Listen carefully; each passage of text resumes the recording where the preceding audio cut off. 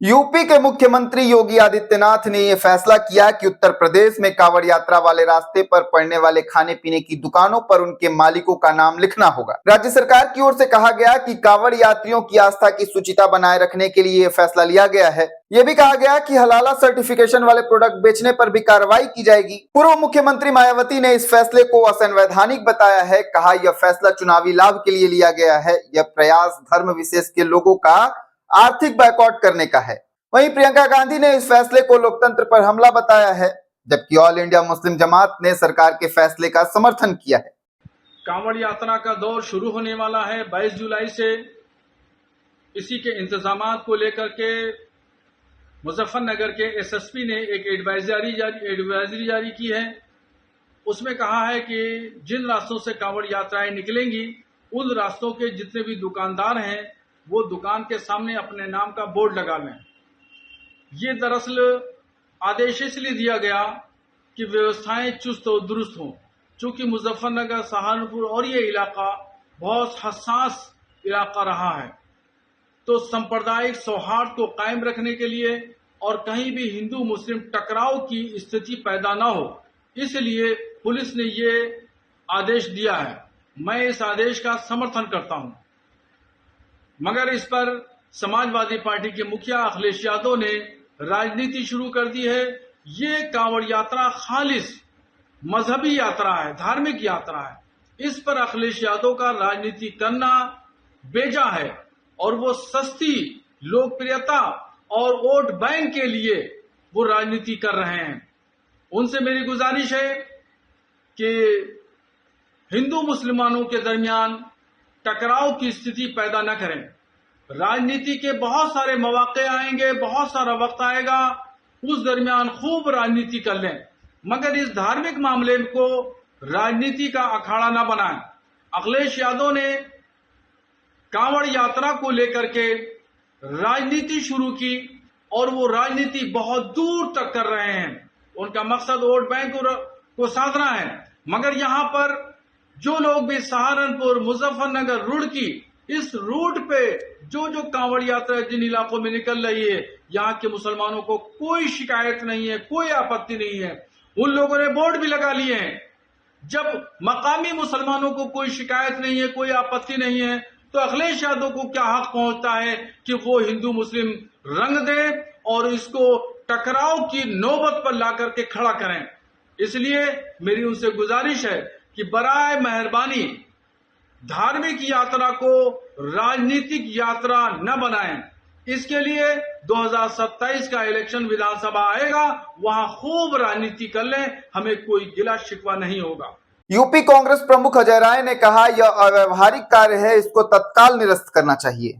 ये पूरी तरीके से अव्यवहारिक कार्य है और निश्चित तौर से ये अपने जो देश के अंदर, जो अपने समाज के अंदर भाईचारे की भावनाओं को ये खराब करने का कार्य कर रहे हैं, आपस में दूरी पैदा करने का कार्य कर रहे हैं। ये निश्चित तौर से इसको तत्काल निरस्त करना चाहिए और जिस अधिकारी ने जिसने ऐसी कार्रवाई की उनके खिलाफ दंडात्मक कार्रवाई करनी चाहिए, उनको बर्खास्त करना चाहिए। तमाम देखिए, ये निश्चित तौर से गलत कार्य कर रहे हैं। आप देखिए, यहाँ लखनऊ के अंदर लोगों के घर तोड़े गए, लोगों के मकान तोड़े जा रहे हैं और ये इस तरह से ये काम कर ही रहे हैं। अकबर नगर के जिस तरीके से किया इन्होंने, तो हिंदू मुसलमान सब लोग थे। मैं कल गया था मिलने, रो रहे थे लोग। तो जो व्यक्ति इस तरीके के क्रूर काम कर रहा है, निश्चित मैं समझता हूं वो आदमी बहुत ही निष्ठुर और बहुत ही मैं समझता हूं कि समाज को तोड़ने वाले लोग हैं। इससे पहले मुजफ्फरनगर जिले के लिए वहां की पुलिस ने ऐसा निर्देश दिया था। इस फैसले की आलोचना सिर्फ विपक्षी दल ही नहीं बल्कि एनडीए के घटक दल भी कर रहे थे। मुजफ्फरनगर पुलिस के निर्देश के बाद एनडीए के घटक दल जेडीयू के नेता केसी त्यागी ने इस पर सवाल उठाया। उन्होंने कहा कि पश्चिम उत्तर प्रदेश में कई ऐसी जगह है जहां 30 से 40% मुस्लिम आबादी है, वहां से कांवड़ यात्रा गुजरती है।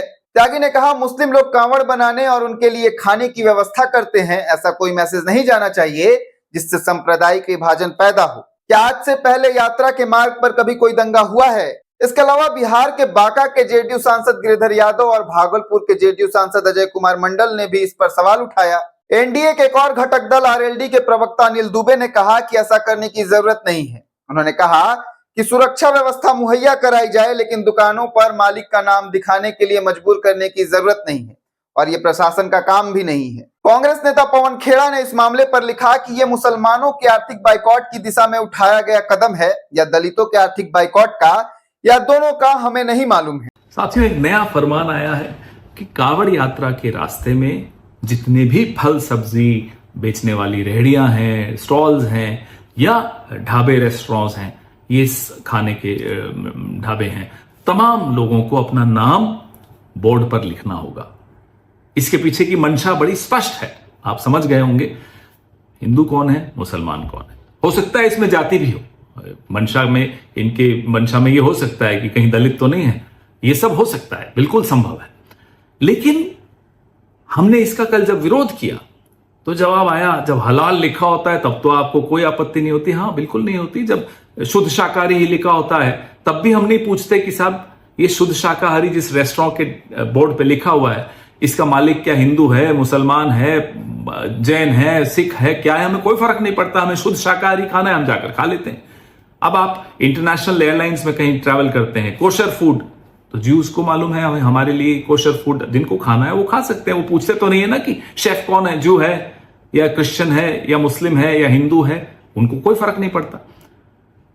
ठीक वैसे ही मैं शाकाहारी खाता हूं तो मेरे को ये नहीं पूछना उचित समझता कि बनाने वाला कौन है। ये करना जो ये कांवड़ यात्रा पे ये प्रपोज कर रहे हैं, इसके पीछे मंशा है इकोनॉमिक बॉयकॉट ऑफ मुस्लिम्स को नॉर्मलाइज करना, कैसे आर्थिक बहिष्कार का सामान्यकरण करना है मुसलमानों का। तो इस मंशा को तो हम कामयाब किसी के लिए नहीं होने देंगे, वो हिंदू के लिए करें हो, मुसलमानों के लिए करें हो, किसी के लिए भी करें, हम नहीं होने देंगे। अब मीट एक्सपोर्टर्स हैं बड़े बड़े 4-5 जो हैं, अल कबीर कौन है मालिक, सबरवाल। अरेबियन एक्सपोर्ट्स कौन है मालिक, कपूर। MKR फ्रोजन कौन है मालिक, मदन एबट। PML इंडस्ट्रीज मालिक कौन है, बिंद्रा साहब है। और एक होमवर्क भी दे दूं, अल दुआ, पता लगाइएगा कि जब ये अल दुआ नाम की बीफ एक्सपोर्टर कंपनी बनी थी तो इसके मालिक कौन थे। ये होमवर्क मैं संघ के विचारधारा वाले दोस्तों को दे रहा हूं। जिस तरह से अगर हिंदू मीट एक्सपोर्ट करता है तो रहती तो वो मीट ही है ना, या दाल चावल बन जाती है, वो मीट ही रहेगा। ठीक उसी तरह से अगर कोई अल्ताफ या रशीद आम अमरूद बेच रहा है तो आम अमरूद ही रहेंगे, वो गोश्त नहीं बन जाएंगे। तो ये संघ वाले जो लोग हैं बिना सोचे समझे जब कुछ काम करते हैं तो फंस जाते हैं, पहली ही आर्ग्यूमेंट में धाराशायी हो जाते हैं। लेकिन जो षड्यंत्र ये लोग रच रहे हैं, हमारी आपकी जो एक तहजीब है, अब एक उस तहजीब में मुझे याद आता है अलीगंज लखनऊ में, वहां बड़ा मंगलवार के पीछे की जो कहानी है वो सुनकर बड़ा आनंद आता है।